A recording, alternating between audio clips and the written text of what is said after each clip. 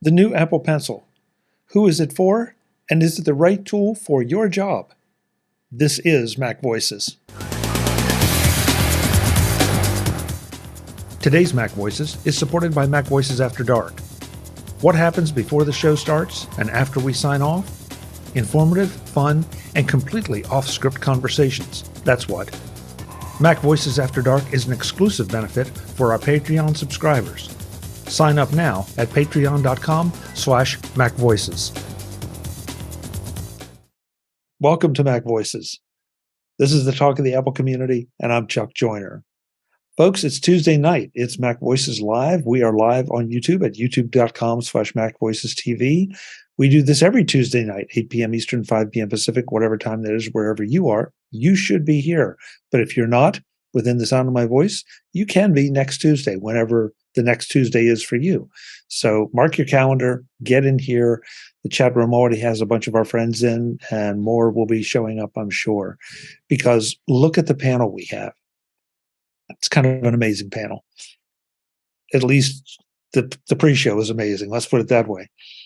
So I'm going to go around, introduce everybody, then we'll get to it. So starting where I always do, up in the corner of the angels, Mr. David Ginsburg is with us. David, good to see you. Good to see you. I missed you guys last week. Glad to be back and back in the saddle. And I just sensed some fun times tonight, just from the pre-show. I listen. It's the pre-show is the pre-show, you know, and folks, if you want to see the pre-show and the post-show, you can become a Patreon subscriber and get those in MacVoices After Dark. Believe me, it's worth it. You just never know what's going to happen. Yeah, glad to be here. Good to have you, David. Also back after wandering around for a little while, Mr. Jeff Gamet. Jeff, good to see you. I've missed you. I've missed you too, Chuck, and it's good to be back. Sorry I had to miss several weeks in a row. Just sometimes schedules are weird. I hear you. Nothing wrong with that. Nothing wrong with that. Just glad you made it back.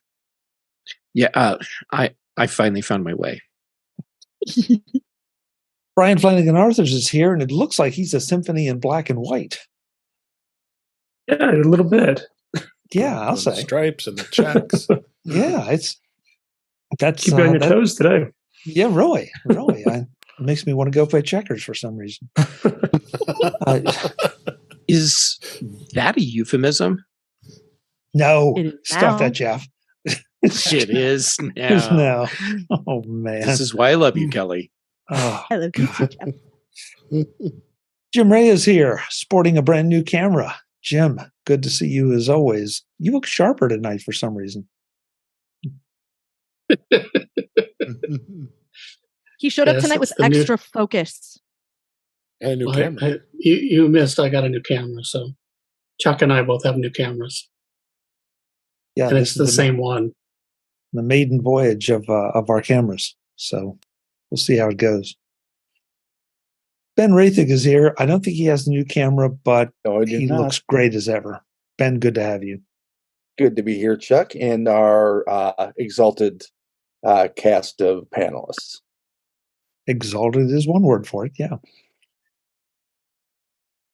Speaking of exalted, Eric Bolden is here. I blew it, darn, I blew it. Eric, good to see you. Nice to be here. Still stuck in the woods. Maybe next week. Okay. Well, it's starting to look a little out of season, Eric. Just could not get the birds to fit into the square that I had. Oh, okay. Way off camera. And then it would have just been blank. Well, maybe next week. Maybe next week. Mark Fuccio is here, this time with a background that looks like a whole lot of charts, but I have no idea what that is, Mark. It's a new background, and depending on the story, it was inspired by the number of stories, and as we get into some of the appropriate ones, I'll explain it. Okay, sounds good. Mark is obviously playing for Team Red tonight, as is Kelly Guimont. Kelly, good to see you. Did you two coordinate this before the meeting? Absolutely not. Okay. Happy coincidence. I just happened to be wearing my Twitterific shirt today, and then I realized it was almost 5, so I sat down and decided to come see what y'all were doing. I sadly am not here with the new camera this evening. Okay, well that's all right. That's all right. Same old camera as always. You still look great. You still look great. Well, thank you. Hey guys, guess what happened on October 12th? Last Thursday. I don't know. Last Thursday was In- I guess depending on how you look In at touch it. with iOS. No, Yeah, In Touch with it's a iOS. good guess though. Good guess. A good episode of Star Trek Lower Decks. No, but that's another good guess. That too. That was the very first episode of MacNotables back in 2005. Wow. Wow. Guess what Oh. happens tomorrow? The second episode comes out. Anniversary of MacVoices. Very first episode of MacVoices. The 18th anniversary of MacVoices. Yes. Hey. Yes. We are legal as of tomorrow. So, And okay. yeah, just everybody, especially Jeff, leave it alone. Well, I mean, Gotta go The show back to can the archives and vote look at tomorrow. episode 1 now. The show can vote. So yeah, I was sorry it didn't fall exactly on the right day, but at the same time, it's close enough that it was worth mentioning. So things have come a long way. So did you That's conceive really MacNotables first and then MacVoices, or what was the origin story, so to speak? Mark, the origin story was I was doing a different show focused on Apple user groups. And as things were winding down there a little bit for me with the user group advisory board, and I was also bringing in more journalists and more authors and, more general discussions as opposed to just user groups. And so actually, Adam Engst, I talked to Adam about putting together MacNotables. And so we decided to do that with just a closed panel of folks. And then, but there were other people I wanted to talk to that would not be in that panel. So I started producing both at the same time. I started MacNotables first and then MacVoices. And eventually it all came together into one because it became a lot more laborious to maintain two websites, two different shows, two different schedules. And also, it was really interesting. There were people that listened to MacNotables that never knew about MacVoices. There were people that listened to MacVoices that never knew about MacNotables. So it just made sense to bring it all together under one roof and keep on going. Would it be impolite to ask you if you remember who your first MacNotables podcast guests were? were they really that notable? Yes, they were. The first MacNotables panel was actually I have it here, much to my surprise. Chris Breen, Brian Chaffin, Adam Engst, Andy Anako, and Ted Landau. Wow. Okay, yeah, that's a I very think notable I think panel. only Adam That is is very in notable. the Apple ecosystem, right? Yep. Unless Brian is secretly doing something. Brian is secretly doing a lot of things, but he's not exactly, I think, in the Apple ecosystem. So, yeah, so that's a little bit of history there, but I felt it was appropriate to bring it up this close to the 18th anniversary. That's so really awesome. Happy anniversary. Yeah, thank you. Thank Yeah. you. And today you have Happy us. The anniversaries. Yeah. There's Yeah. a couple. Yeah. Today I have you guys. Oh, how far the mighty have fallen. I just was going to say, Jeff, I was just thinking Chuck, then somewhere in between then and now, Chuck lost his mind and invited all of us in. No. It's he just keeps clicking admit. I just want to put it out there again. He brings it on himself every Tuesday. well, the hallmark of both shows has always been that there's always a lot of laughter. There's always a lot of fun. There's obviously tech talk, but we have never failed to have a good time with it. In fact, I have some outtakes from both shows that will never see the light of day as much as I'd like to. But yeah, there's some things that have gone on that have been just a lot of fun. And that's probably been the best part of it. So, Yep. So let's have some fun tonight. Yes. Yeah. Start out with the fact that we now have a new Apple Pencil. And folks, this is why we don't believe in rumors, because how many mights, probablys, may, perhaps, possibly did we see about new iPads, and instead we got a new Apple Pencil. Though there were a few right ones about the Apple Pencil. Oh yeah, there were some rumors that were correct. I mean that's the problem. You build your hopes up. So I'm curious though, how many people here have an Apple Pencil and use it with any kind of regularity? You mean this one? Well, whatever pencil. You had mean to both of add these? use it. Okay. Is it? He's a third party. I have one. I don't ever use it.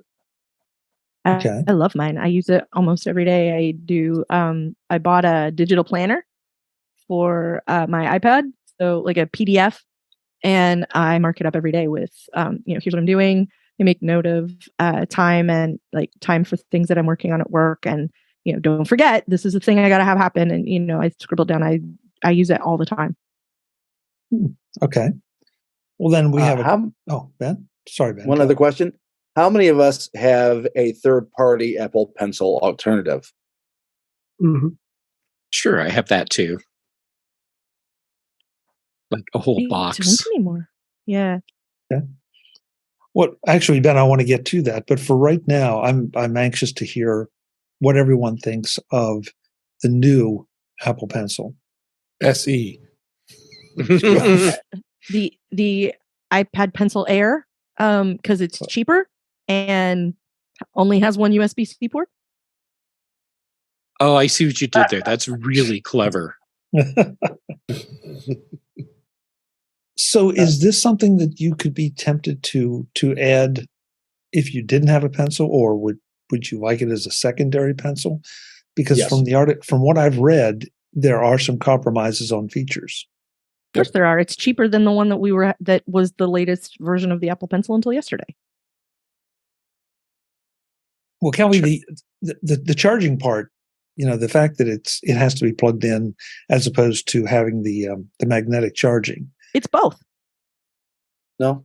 No. No, it's just USB not? for charging. It's just got a magnetic side so you can hold it there. Right. Mhm. Yes. Okay. Yeah. Okay. So Yeah.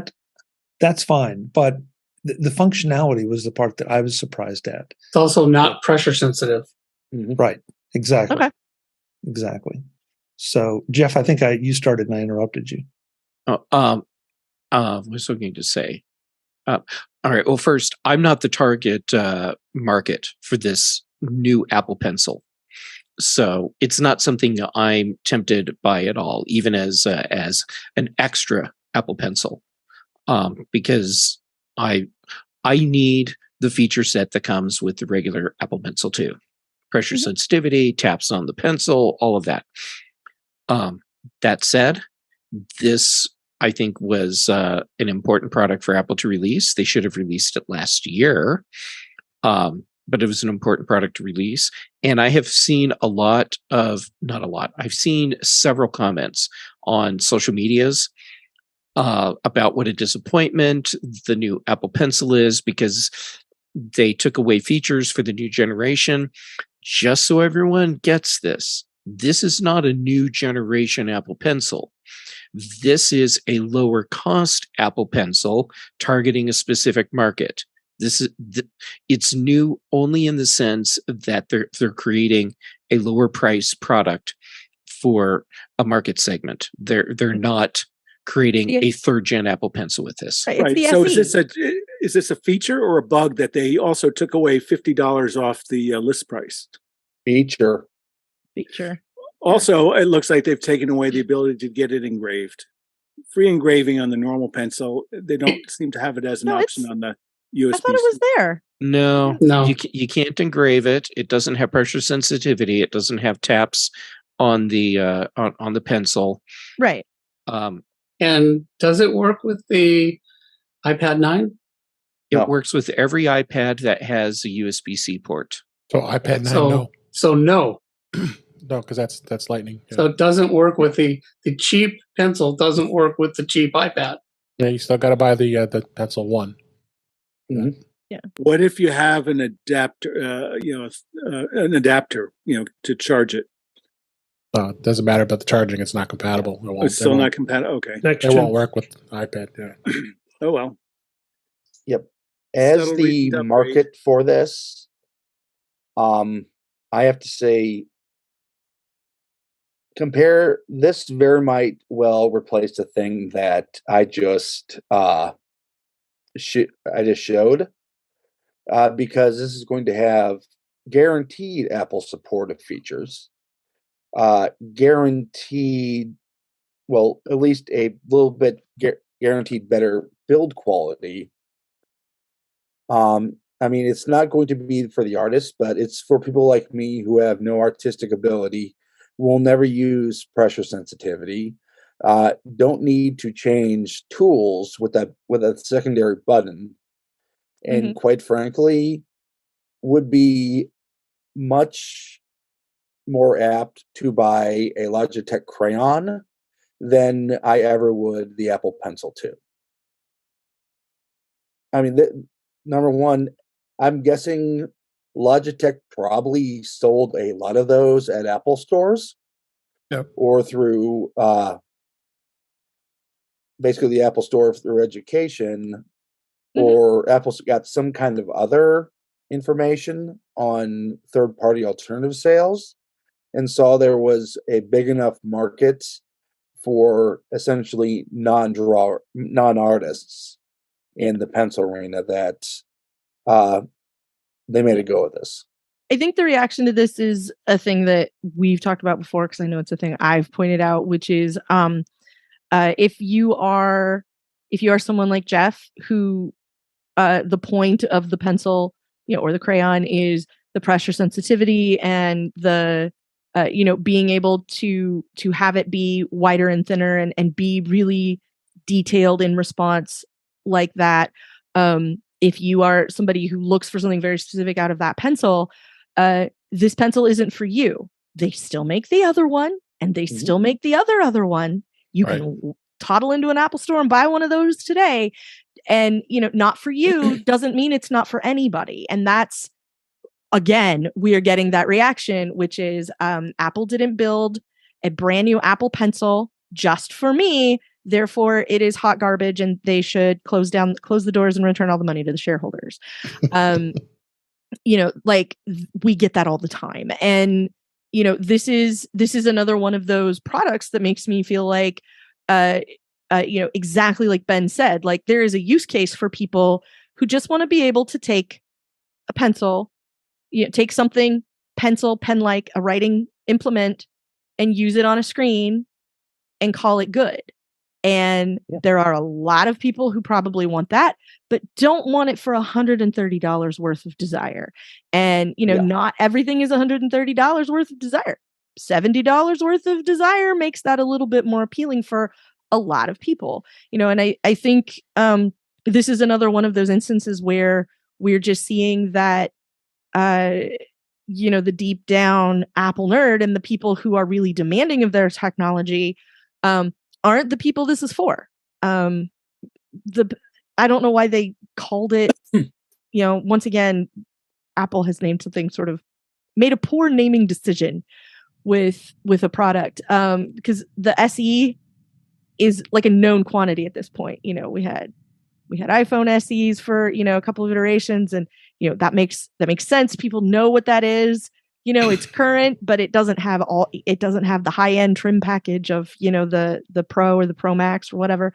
And, so like they could have done a better job with the name, but they're like, it's a solid entry, and it's cheaper than the Apple Pencil you could go buy yesterday, which is not normally a thing Apple does.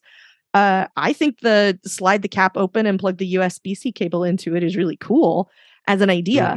That's really awesome. It's certainly better than the OG Apple Pencil charging mechanism. I'll give you that. That was the worst. Yeah.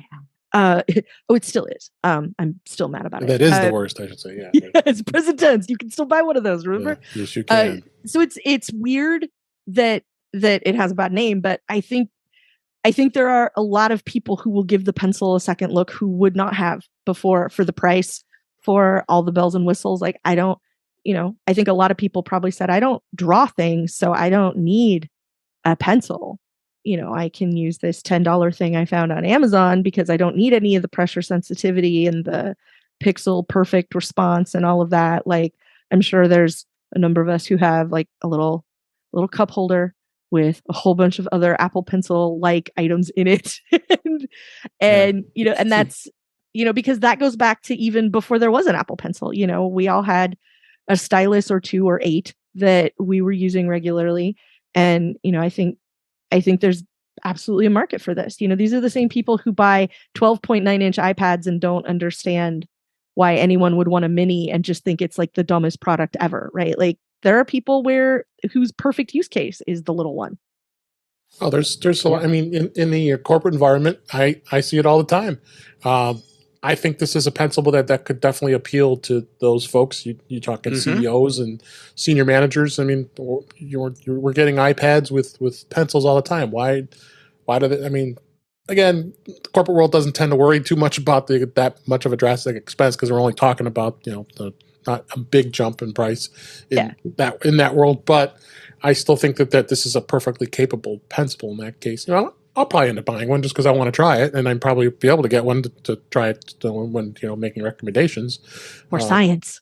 For science, exactly.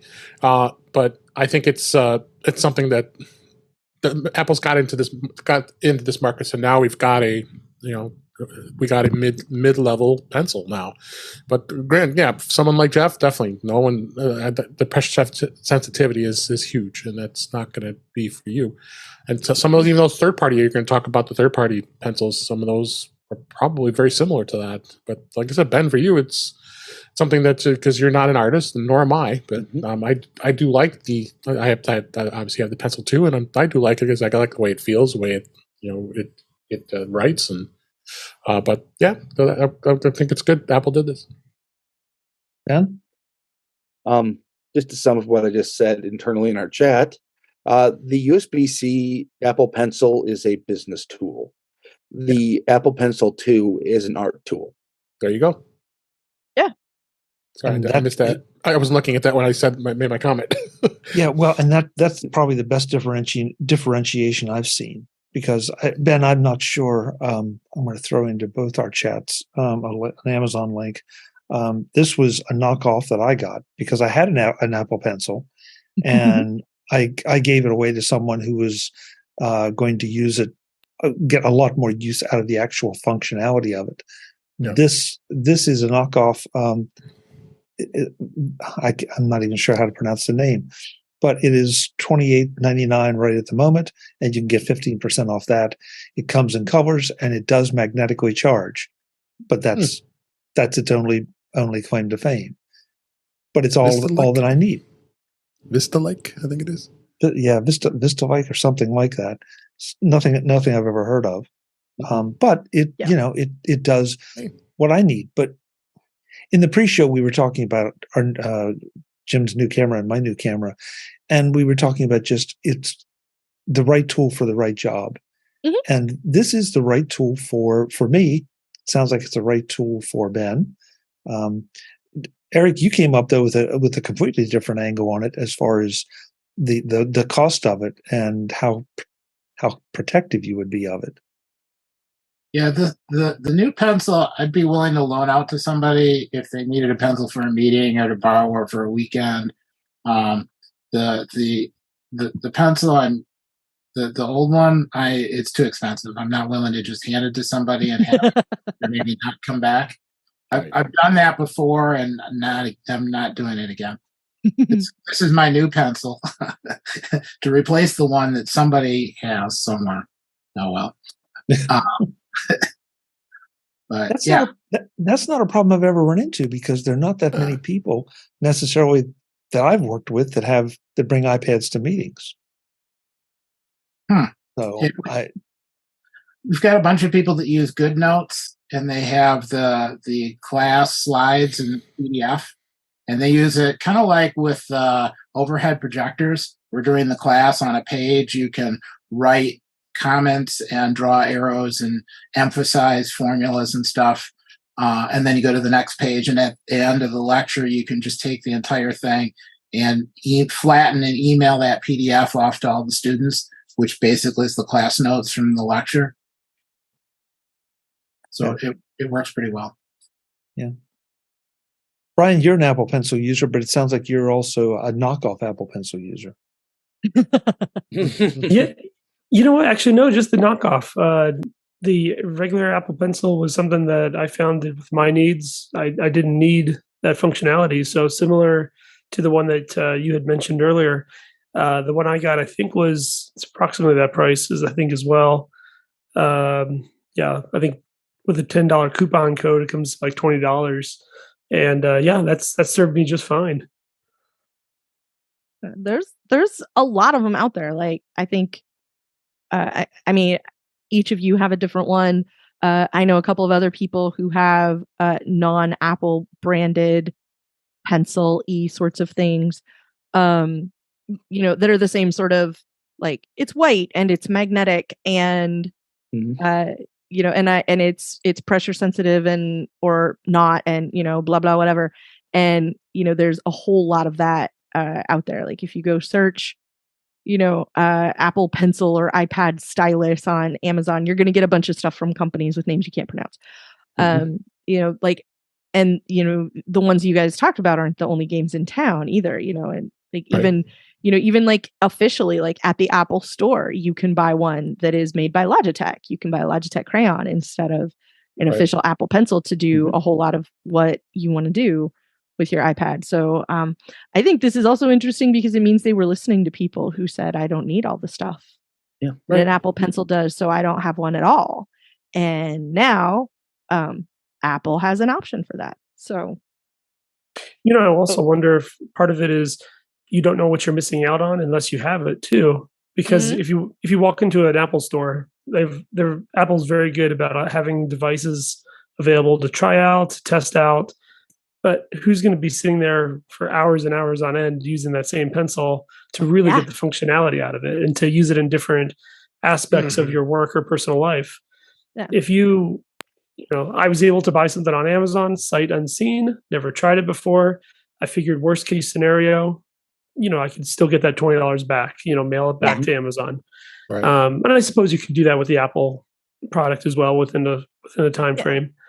But I just felt that, hey, here's something I haven't tried yet. I don't know if I'll need all that functionality, and it served my needs. But just like a tool, because it truly is a tool. You don't master a tool right away. You learn how to use it, you get better at it, you take advantage of the functionalities, and like so many things with Apple, things will oftentimes with updates get better and more responsive and things of that nature on the software end.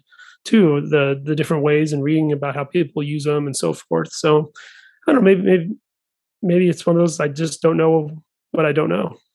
Yeah, well, and I know, like, Jeff and I have talked about this on various podcasts through the years as we've from the advent of the pencil, going from I got this stylus and it works really well, and I got that stylus and you shouldn't get one either. From that to now Apple makes one, to now it's super duper pressure sensitive, to all the way down the line, and then being able to have apps that will take advantage of that. And I'm not going to step on the intro track, but you have another power user of the Apple Pencil who has just joined the show. Thank you for the segue, Kelly. Brittany Smith has joined us. Britt, great to see you. I'm happy now that you're fed and ready to provide your opinions on the Apple Pencil. So I am not an artist who uses the Apple Pencil for all of my paid work, which is weird. But I use my iPad and the pencil for client meeting notes. So it helps me track what I'm thinking, write down stuff that it's maybe not appropriate to say yet, but I don't want to lose that thought.